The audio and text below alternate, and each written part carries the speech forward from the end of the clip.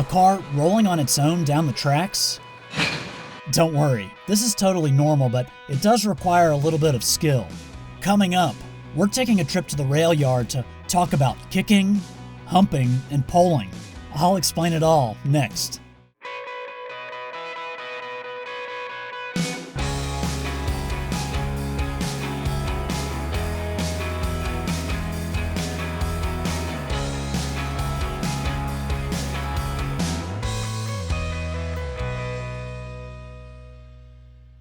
You know, the process of switching cars in a rail yard may seem kind of boring, but there's a technique they're using here that's a bit of an art form. Take a look. That'll do. Pull back ahead, high one. Welcome to the Bopyard in Chamblee, Georgia. Bop stands for Buick, Oldsmobile, and Pontiac. The road signs give us a clue about what used to go on here.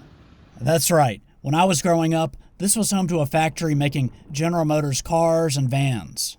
Unfortunately, the plant was closed in 2008. But these days, something very different is being assembled here. Assembly Studios is a brand new studio complex that's been built for movie and TV production.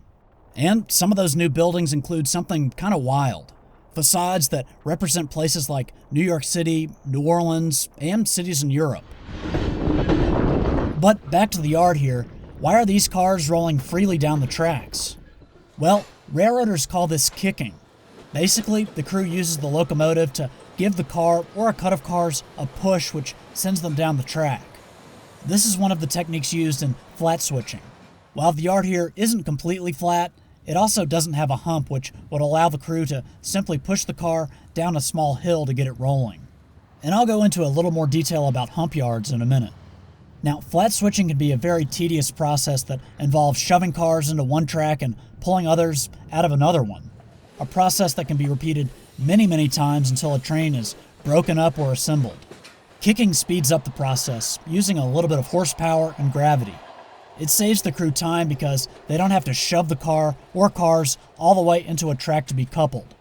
The car simply rolls and then couples onto the car ahead of it. Of course, no matter what these guys are doing on the railroad, communication is critical. The conductor often acts as the engineer's eyes and ears, giving him distances over the radio. And you'll often hear railroaders measure distances in car lengths. 1. Half. 15. 10. 5. Stretch them out. These distance callouts tell the engineer how far to go and when to stop. Things get a little more interesting when it's time to kick a car. First, the engineer shoves the train backwards. This creates slack in the knuckle couplers and the conductor can pull the coupler cut lever. This will allow the knuckle on the coupler to open when the engineer applies the brakes. Good. The car will then separate from the rest of the train and ideally roll down the track and couple onto the car ahead of it. Of course, it's critical that the crew ensures that the car successfully couples and doesn't roll back. But apparently, not every car likes to be kicked. That'll do.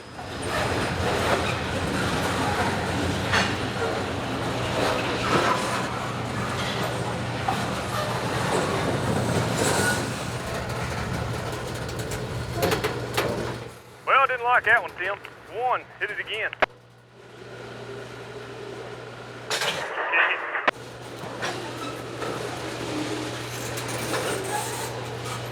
That'll do. Pull back ahead.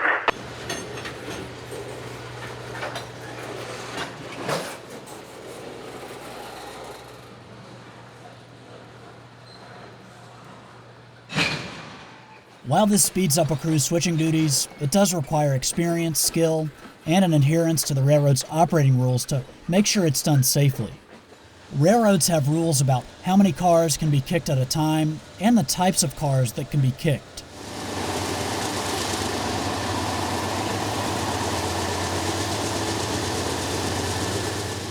Okay, so what does this process look like when it's mostly automated? Well, you'll need a hump and some retarders. This is CSX's Radnor Yard in Nashville, Tennessee.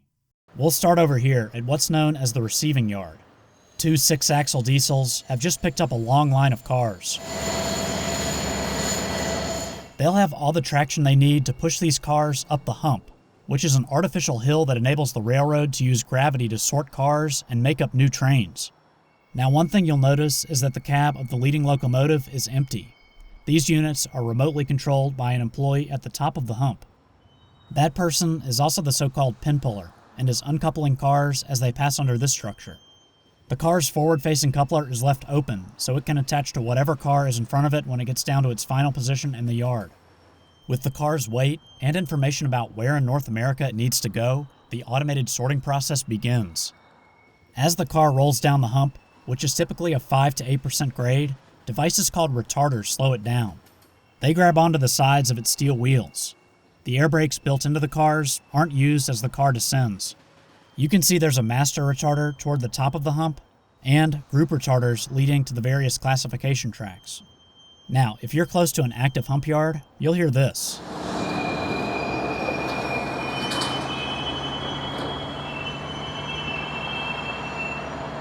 That squealing noise is the sound of the retarders grabbing the car's wheels to slow them down. After going down the hump, the car or cars will end up in an area known as the classification bowl. You can see a bowl shape is formed as the tracks fan out from the summit of the hump. If everything goes according to plan, the car that has just rolled down the hump will have just enough speed to couple up to the car in front of it. So that was a brief explanation of kicking and humping. Both of these practices are still fairly common, although many hump yards have been shut down over the past decade. Now, here's one technique that you won't see train crews using in 21st century rail yards. It's called poling, and it was very dangerous. You may have seen these small dimples on older rolling stock and locomotives. They're called poling pockets. A wooden pole would be placed in here so a locomotive could push cars on an adjacent track. On some railroads, poles were also permanently mounted on locomotives or specialized cars. Of course, if the pole broke or fell out of the pocket, it could cause serious injuries or even be fatal to members of the train crew. Anyway, that's it for now. I hope you'll consider subscribing to the channel if you haven't already, and as always, thanks for watching, and I'll see you next time.